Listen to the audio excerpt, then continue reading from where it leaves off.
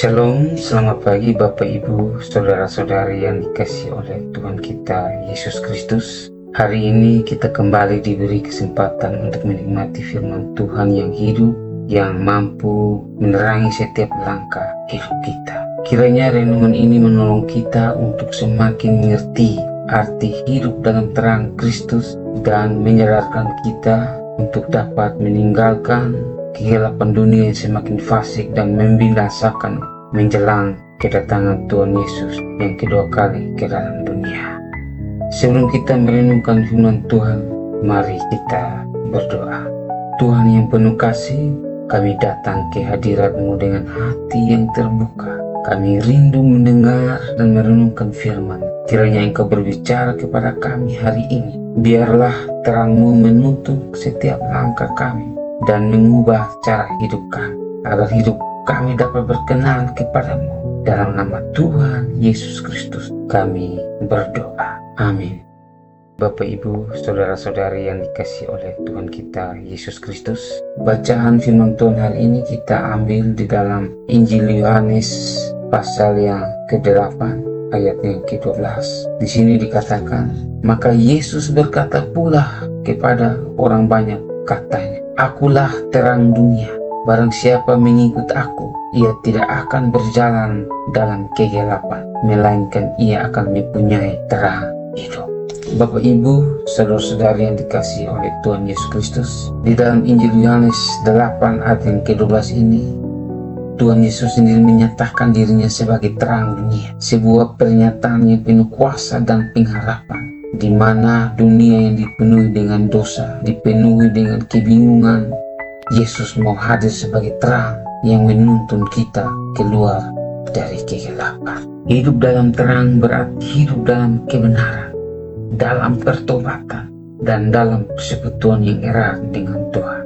Ketika kita mengikut Yesus, kita tidak lagi dikuasai oleh dosa dan kejahatan, karena terangnya membuka mata rohani kita dan memampukan kita melihat arah yang benar. Kegelapan tidak hanya berarti kejahatan, tetapi juga bisa berbentuk ketakutan, keraguan, kekhawatiran, atau hidup tanpa tujuan yang pasti. Tetapi Yesus berjanji, siapa yang mengikutinya tidak akan berjalan dalam kegelapan, karena terangnya memberikan harapan, pengampunan, dan arah yang jelas dalam hidup ini.